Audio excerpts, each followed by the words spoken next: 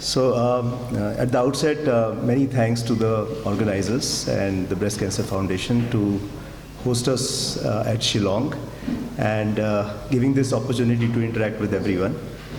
I came to know that the meaning of Shillong is the abode of clouds, and perhaps that's the reason why the air connectivity perhaps will remain an issue. And we may have to travel from Guwahati all the way through the serpentinous roads. And for those who have not visited Scotland, they should not feel left over, because the Britishers called Shillong as the Scotland of the East. So it is as beautiful as Scotland. My topic today is targeting hepatocellular carcinoma, and slide change. Yeah, thank you. So it's not a very uncommon malignancy. So it's quite a common malignancy. Perhaps we don't understand it because it gets masked under the cirrhosis. And as a matter of fact, in places where screening is available, it is one of the second largest cancer killer in the world. It's a complex malignancy because there are a lot of heterogeneous causes of developing cirrhosis and then going on to develop hepatocellular carcinoma. There are a lot of molecular aberrations which make the treatment of this particular disease difficult. Second slide. People call it one patient, two diseases. The reason is very simple, because it is under the background of cirrhosis. That is, the liver becomes shrunken. So on one side you have to deal with cirrhosis, and on the other side you have to deal with hepatocellular carcinoma. The clinical trial designs are complicated to understand what is the outcome of this particular disease, because to evaluate how worse is the cirrhosis is very difficult to understand. And then a cirrhotic liver, most of the drugs are metabolized through the liver, so treating hepatocellular carcinoma in the background of cirrhosis becomes an issue. The next slide, yeah, thank you.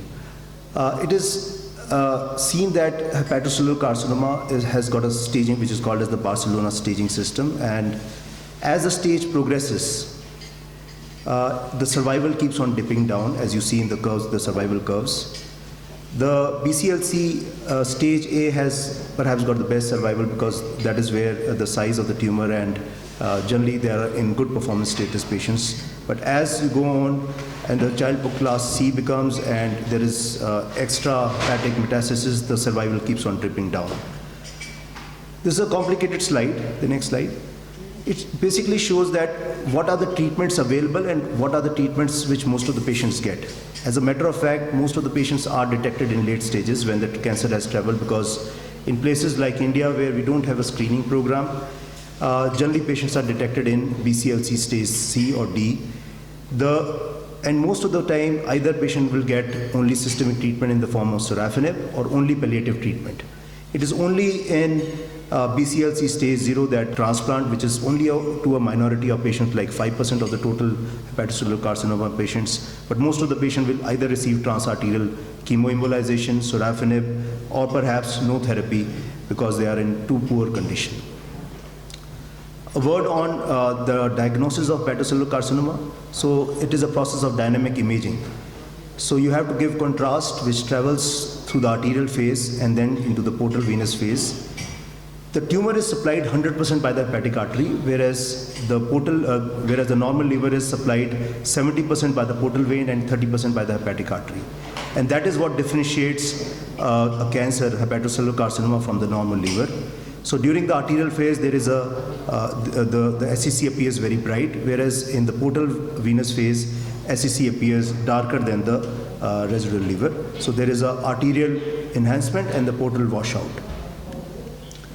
So the diagnostic criteria actually doesn't require a biopsy unless until there is atypical enhancement in the CT scan or the MRI.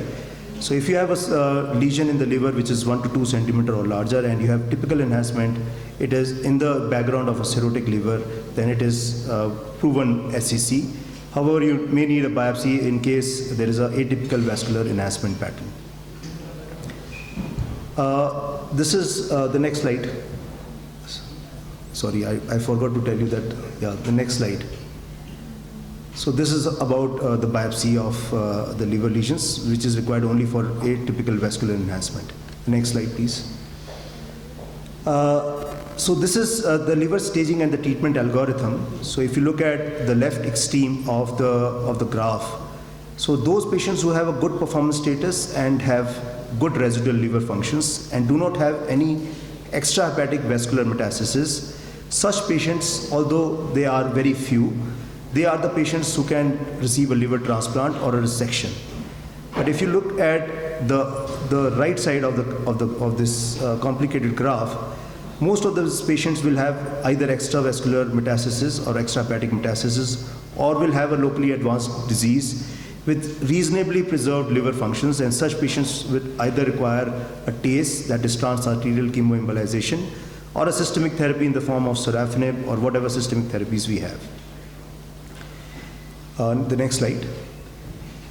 So all in all, because the treatment of SCC is very complicated, it requires a multidisciplinary approach. You need to have a medical oncologist, a hepatologist, a transplant surgeon, a transplant physician, a terminal care or a palliative care physician, interventional radiologist, a surgeon, a radiation oncologist. So it actually requires a big team to deal with patients with hepatocellular carcinoma.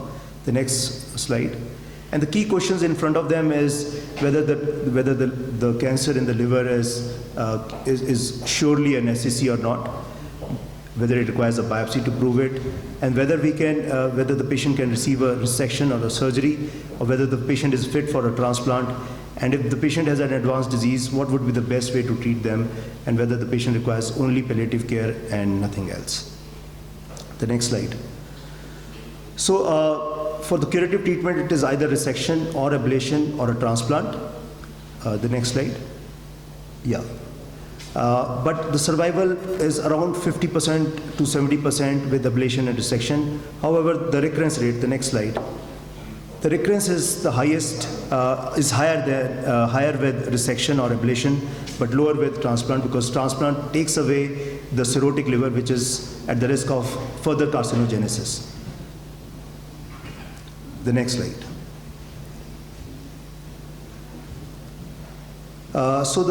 We understand that the survival after resection depends on whether the patient has portal hypertension or high bilirubin or not. If the patient does not have portal hypertension or has normal bilirubin, these patients are the ones who survive the most.